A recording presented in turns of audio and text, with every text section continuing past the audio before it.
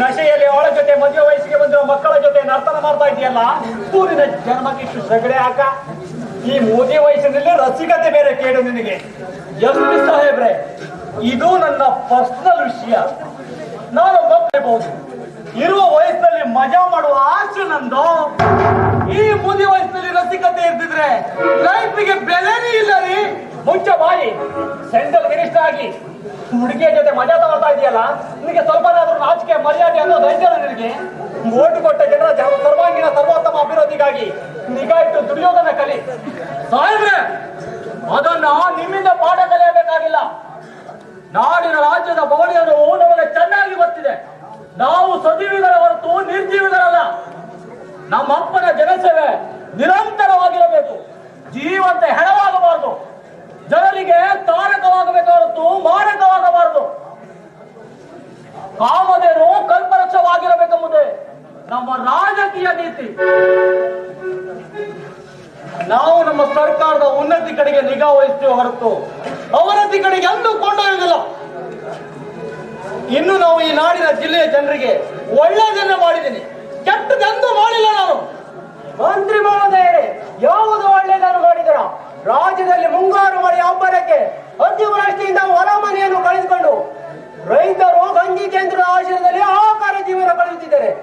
ನೀವಿಲ್ಲಿ ಮಿನಿಸ್ಟರ್ ಆಗಿ ಹುಡುಗಿಯರ ಜೊತೆ ಎಣ್ಣೆ ಕುಡಿದು ಖರ್ಚು ಮಾಡುವ ಹಣ ಆಹಾರ ಮಾಡುವ ರೈತರಿಗೆ ದಾನ ಮಾಡಿದ್ರೆ ಪುಣ್ಯ ಸಿಗುತ್ತೆ. ಸಾಹೇಬ್ರೆ, ಪಾಪ ಪುಣ್ಯನ ರಕ್ತ ನಮ್ಮ ಕಣ್ಣಲ್ಲಿಲ್ಲ. ನಮ್ಮ ಒಬ್ಬನಿಗೆ ರಾಜ್ಯಕ್ಕೆ ಕುರ್ಚಿ ಸಿಕ್ಕಿದ ಮೇಲೆ ನಾವು ಮನಸ್ಸು ಬಂದಷ್ಟು ಹಣ ಖರ್ಚು ಮಾಡಿ ಮಜಾ ತಗೊಳ್ತೀವಿ.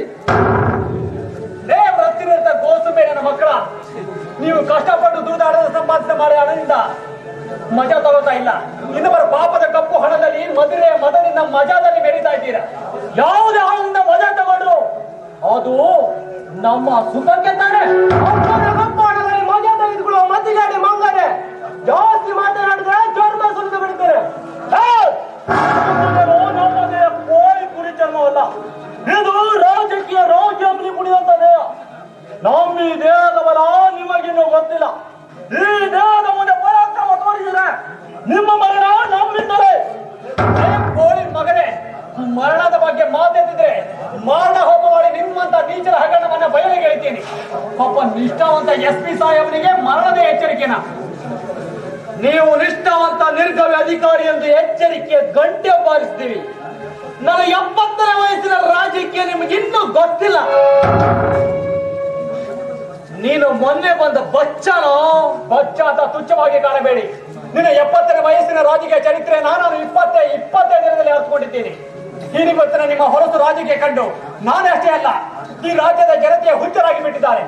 ನಿಮಗಿಂತ ದಿನಕ್ಕೊಂದು ಫ್ಯಾಷನ್ ಮಾಡ್ತಾ ಕಂಡವರ ಕಾಲೆತ್ತ ಸೂಳೆನೆ ಎಷ್ಟೋ ಮೇಲು. ನಿಮ್ಮಂತ ರಾಜಕಾರಣಿಗಳನ್ನ ನೋಡೋಕೆ ಈ ಜನ ಅಸಹ್ಯ ಪಡ್ತಾ ಇದ್ದಾರೆ. ಯಾಕ್ರೋ ಈ ತರ ರಾಜಕೀಯ ಮಾಡ್ತೀರಾ? ಕೇವಲ ಕುರ್ಚಿ ಅಭಿಲಾಷಿಗಾಗಿ 5 ವರ್ಷಗಳಲ್ಲಿ 3 ಮುಖ್ಯಮಂತ್ರಿ ಮರುವರ್ಜನೆ ಮಾಡ್ತೀರಾ? ನಿಮ್ಮಂತ ಇಡೀ ದೇಶದ ಜನತೆ ಹುಚ್ಚರಾಗಿ ಬಿಟ್ಟಿದ್ದಾರೆ. ನಕ್ಸಲರು, ಉಗ್ರರು, ಮಾವೋವಾದಿಗಳು ಹುಟ್ಟಿಕೊಂಡಿರುವುದೇಕೆ?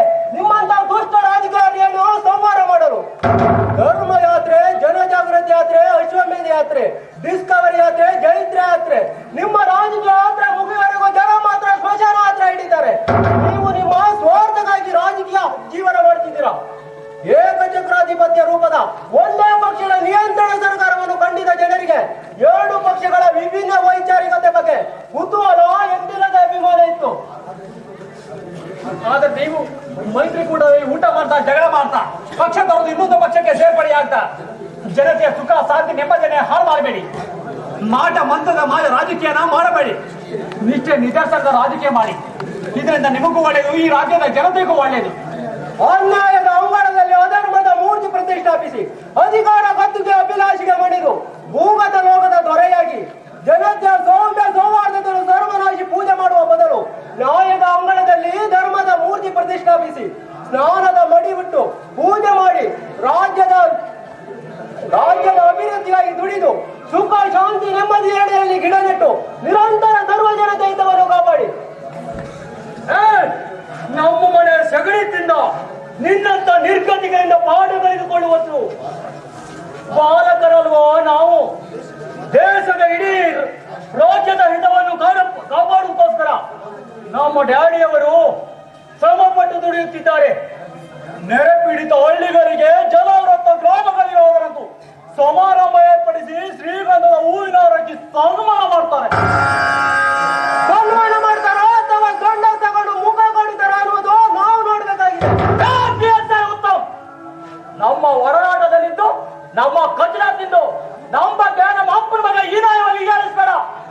ನಾವು ಅಷ್ಟೊಂದು ಕೀಳು ಮಟ್ಟದವರಲ್ಲ.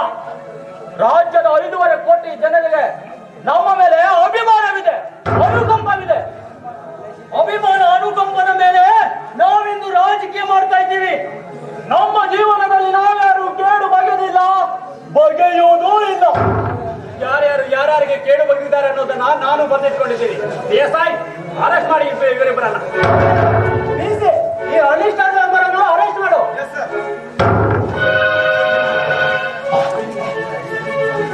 ಪ್ಲೀಸ್ ಎಸ್ ಪಿ ಸಾಹೇಬ್ರೆ, ಅವರನ್ನು ಅರೆಸ್ಟ್ ಮಾಡಬೇಡಿ. ಇದೊಂದ್ಸಲ ಬಿಟ್ಬಿಡಿ. ಅರೆಸ್ಟ್ ಮಾಡುವವರನ್ನ ಆಂಧ್ರಕ್ಕೆ ಕಳಿಸಿ ಕೇಸ್ ಮೇಲೆ ಮೋಸದಿಂದ ಸುಟ್ಟಾಕ್ಬಿಟ್ಟೆ. ಇವರನ್ನ ಅರೆಸ್ಟ್ ಮಾಡಬೇಕು ಅಂತ ಬಹಳ ದಿನದಿಂದ ಹುಚ್ಚಾಗ್ತಾ ಇದ್ದೆ ನಾನು.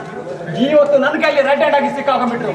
ನೀನು ಏನ್ ಮಾಡ್ಕೋತೀಯೋ ಮಾಡ್ಕೋ, ನಾನು ನೋಡ್ಕೊಳ್ತೀನಿ. ಲೇ ಧರ್ಮರಾಜ್, ಇದು ಅಂತ್ಯ ಅಲ್ಲ, ಆರಂಭ. ಎಸ್ ಪಿ ಸಾಹೇಬ್ರೆ, ಇದು ಅಂತ್ಯ ಅಲ್ಲ, ಆರಂಭ ಅಂತ ವಾರ್ನಿಂಗ್ ಕೊಟ್ಟು ವಾರ್ನಿಂಗ್ ಮಾಡ್ಕೊಳ್ಬೇಡಿ. ನನ್ನ ಇನ್ಫ್ಲೂಯೆನ್ಸ್ ಹಳ್ಳಿಯಿಂದ ಡೆಲ್ಲಿವರೆಗೂ ಇದೆ ರೀ. ಈ ನಿಮ್ಮ ಪೊಲಿಟಿಕಲ್ ಇನ್ಫ್ಲೂಯೆನ್ಸ್ ನನ್ನಿಂದ ಏನು ಮಾಡಕ್ಕಾಗಲ್ಲ, ನಿನ್ನಿಂದ ನಮ್ಗೆ ಏನು ಮಾಡಕ್ಕಾಗಲ್ಲ. ದೇಸಾಯಿ, ಹೇಳ್ಕೊಂಡು ನಡೀರ ಅವನ ಸ್ಟೇಷನ್ಗೆ.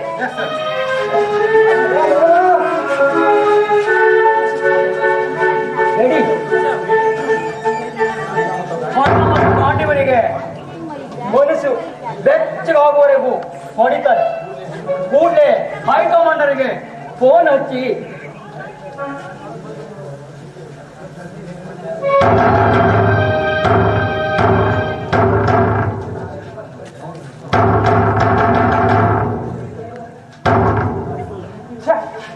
ನಾಟ್ ರಿಸಿಬಲ್ ಬರ್ತಾ ಇದೆ.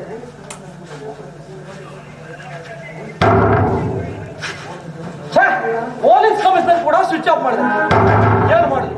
ಮೊದಲೇ ಆ ಎಸ್ ಪಿಗೆ ಅವ್ರ ಮೇಲೆ ಸಿಟ್ಟಿದೆ. ಸರ್, ಪೊಲೀಸ್ ಸಿಕ್ಕಿದ್ಮೇಲೆ ಅವ್ರು ಬಿಡಂಗಿಲ್ಲ. ಟೆಂಟಿ ನನ್ನ ಮಕ್ಕಳು ಅವರು ಯಾರನ್ನು ನಂಬಿದ್ರು ಪೊಲೀಸ್ನಾಗ ನಂಬಾರ್ದು ಸರ್. ಹೇಳಿ ಸರ್, ಆ ಎಸ್ ಪಿ ಅನ್ನ ಎಲ್ಲಿ ಫಿನಿಶ್ ಮಾಡಲಿ? ಮುಂದೆ ತೆಗೆದು ಬರೋಡ ಕಳಿಸ್ಲಾ, ಕಾಲ್ ತೆಗೆದು ಕಾಲಪುರ ಕಳಿಸ್ಲಾ, ಮುಂದೆ ತೆಗೆದು ಮುಂಡುಗಲ್ ಕಳಿಸ್ಲಾ? ಹೇಳಿ ಸರ್, ಹೇಳಿ. ಮುಗಿಸುವ ಬಗ್ಗೆ ಮುಂದೆ ನೋಡೋಣ. ಫಸ್ಟ್ ಅವರನ್ನ ಬಿಡಿಸ್ಕೊಂಡು ಬರುವುದ್ರ ಬಗ್ಗೆ ವಿಚಾರ ಮಾಡೋಣ. ಅವರನ್ನ ಜಡ್ದು ಯಾವ ಕೇಸ್ ಹಾಕಿ ಜೈಲಿಗೆ ತರ್ತಾರೋ ಏನು ಗೊತ್ತಾಗ್ತಾನೇ ಇಲ್ಲ. ಕರೆಕ್ಟ್ ಮಗನೇ, ಆದಷ್ಟು ಬೇಗ ನೀನು ಹೋಗಿ ಫ್ಯಾಮಿಲಿ ಅಡ್ವೊಕೇಟ್ ಅನ್ನ ಭೇಟಿಯಾಗಿ ವಿಷಯ ತಿಳಿಸು. ಮಿಕ್ಕಿಂದ ನಾನು ನೋಡ್ಕೊಳ್ತೇನೆ. ಆಗ್ಲಿದೆ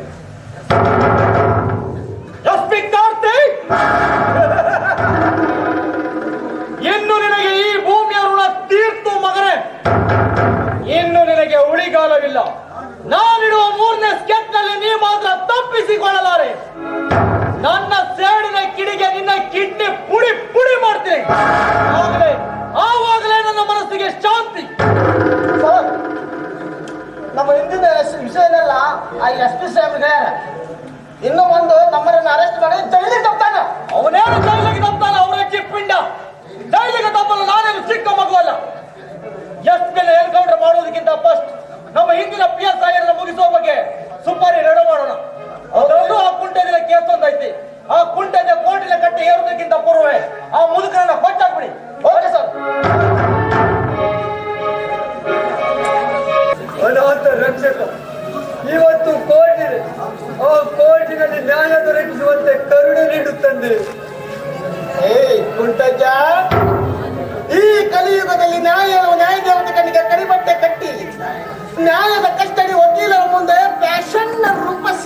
ನಿಂತಿದ್ದಾಳೆ. ಅಂತ ಕಣ್ಣು ಕಟ್ಟಿರುವ ನ್ಯಾಯದ ರೂಪಸಿ ನ್ಯಾಯ ದೊರಕಿಸಿಕೊಡೋದು ಅದು ನಿನ್ನ ಭ್ರಮೆ ಕಣೋ, ಭ್ರಮೆ. ಅಂತ ಪವಿತ್ರ ನ್ಯಾಯ ದೇವತೆಯನ್ನು ಹಗುರವಾಗಿ ಕಡೆಗಣಿಸಲು ನೀನ್ಯಾರು? ನಾನು ಭೂಗತ ದೊರೆ ಧರ್ಮರಾಜನ ಬಲಗೈ ಬಂಟ. ದುನಿಯರ ದುಶ್ಮನರನ್ನ ತುಂಡು ತುಂಡಾಗಿ ಕತ್ತು ಸಾಕುವುದೇ ನನ್ನ ಕೆಲಸ. ನೀನು ಬದುಕಿದ್ದರೆ ನಮ್ಮ ದೊರೆಗೆ ಕಂಟಕ. ಅದಕ್ಕಂತ ನಿನ್ನ ಮುಗಿಸಿಗೋಸ್ಕರ ಬಂದಿರುವ ಈ ಕಳನಾಯಕ ಎದುರಿಸ್ತೀಯ? ನಿಮ್ಮಂತ ತಲೆ ಹಿಡುಕರ ಇಂಡಿಗೆ ಎದುರುವವನಲ್ಲ ಈ ಕುಂಟಜ್ಜ. ಅಂದ್ರೆ ನೀನು ಯಮಲೋಕಕ್ಕೆ ಹೋಗ್ಬಿಡ್ತೀಯ? ನೋಡ, 5 ನಿಮಿಷದಲ್ಲಿ ಯಮಲೋಕ ಟಿಕೆಟ್ ಕೊಟ್ಬಿಡ್ತೇನೆ. ಏನೋ ಆರಾಮಾಗಿ ಹೋಗ್ಬಿಡು. ಏನೋ ಆರಾಮಾಗಿ ಹೋಗು, ಆರಾಮಾಗಿ ಹೋಗು. ಏನೋ ನೀನು ನನ್ನ ಕೊಲೆ ಮಾಡ್ತೀಯ? ಬುದ್ಧ, ಕೊಲೆ ಮಾಡುವುದು ಓಲ್ಡ್ ಸ್ಟೈಲ್. ಹೊಚ್ಚಿಡಿದು ಕಚ್ಚ ಕಚ್ಚಗೆ ಕೊಚ್ಚಿ ಪೀಸ್ ಪೀಸ್ ಮಾಡುವುದು ನ್ಯೂ ಸ್ಟೈಲ್. ಏನು ನಮ್ಮ ತಂದೆಯವರ ವಿರುದ್ಧ ಕೋರ್ಟ್ನಲ್ಲಿ ದಾವೆ ಹೂಡಿ ನ್ಯಾಯ ಕೇಳಿ ಹೋಗ್ತೀಯ? ಮೋಸದಿಂದ ಕಸಿದುಕೊಂಡಿರುವ ನನ್ನ ಹೊಲದ ಮೇಲೆ ನಾನು ಕೋರ್ಟಿಗೆ ಹೋಗಿ ನ್ಯಾಯ ಕೇಳಿದ್ರೆ ತಪ್ಪೇನಿದೆ? ತಪ್ಪೇನೂ ಇಲ್ಲ, ತಪ್ಪೆಲ್ಲ ನಮ್ಮದೇ.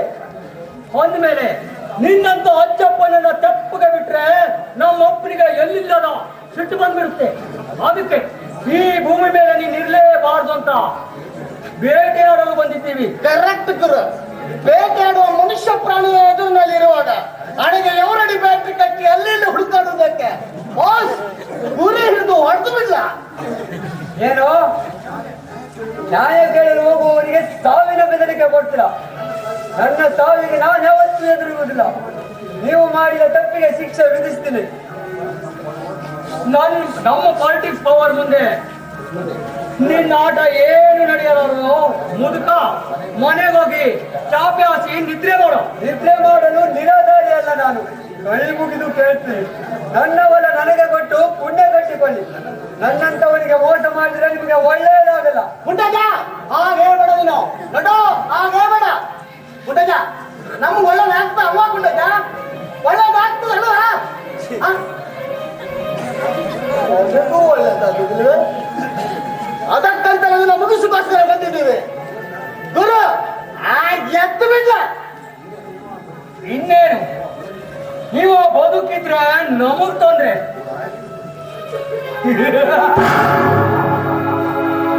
ಉಡಾಯಿಸ್ಬಿಡ್ತೀನಿ ನಿನ್ನ ಇದೆ.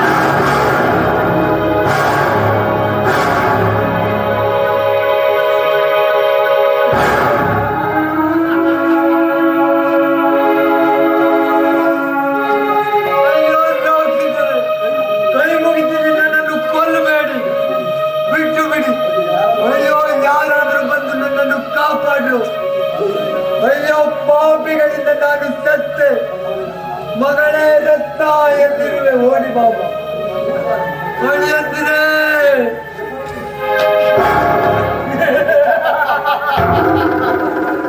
ನಮ್ಮನ್ನು ಮಾರುತ ಮಂಚಿನಿಂದ ಕೊಚ್ಚಿ ಹತ್ಯೆ ಮಾಡುವುದೇ ನಮ್ಮ ಹುಟ್ಟು ಕಸಬು.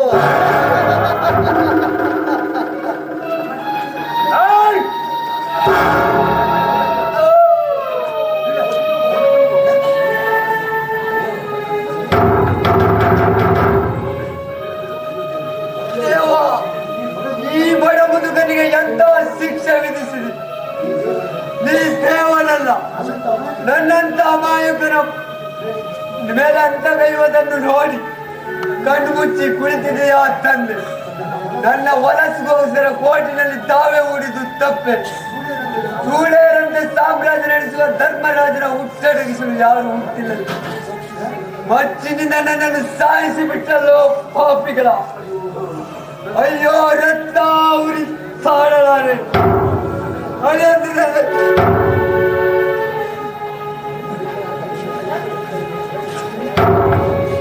ಈಗಾಗಲೇ ಕೋರ್ಟಿನ ಟೈಮ್ ಆಗಿದೆ. ಮಾಮಾಜರು ಕೋರ್ಟಿಗೆ ಹೋಗಿರ್ಬೇಕು. ಬನ್ನಿ ಬೇಗನೆ ಹೋಗೋಣ. ಅಣ್ಣ ಅಂತಿಗೆ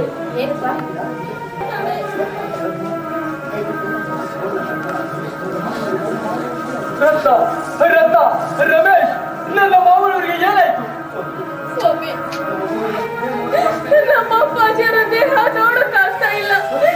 ಕೊಚ್ಚು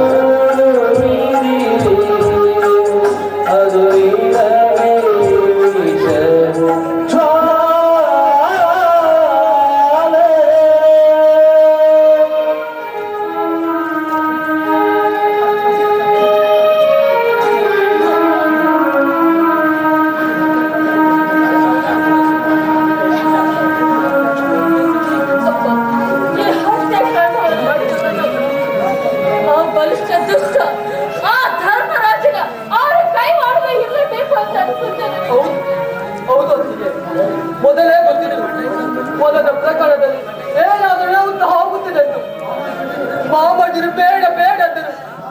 ನಾವೇ ಕೋಟಲಿ ಕೇಸಕ್ಕಂತ ಹೇಳಿ ಪಾಪ ಪಾಪ ಮಾಮಜರ ಪಾಲಿಗೆ ನಾವು ಪಾಪಿಗಳಾಗ್ಬಿಟ್ಟೆವು, ಪಾಪಿಗಳಾಗ್ಬಿಟ್ಟೆವು. ದೇವರಂತ ಮನುಷ್ಯರಾಗಿದ್ದರು.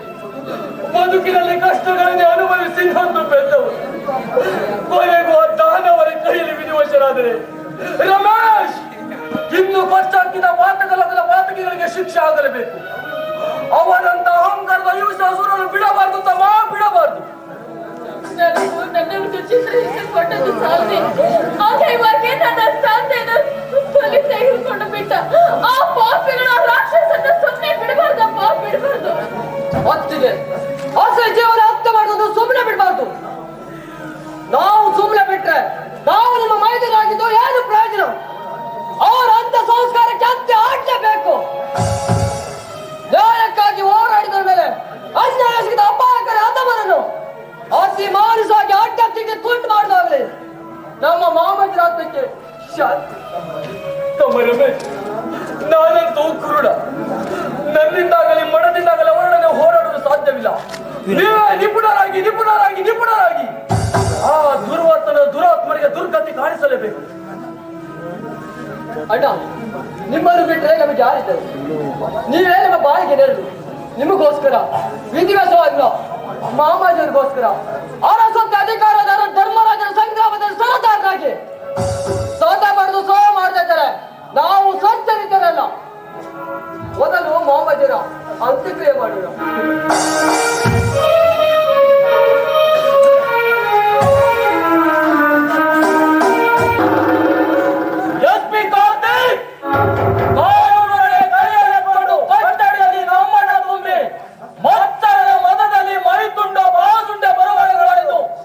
ಬಲಾತ್ಕಾರ, ರೌಡಿಜಂ, ಗುಂಡಾ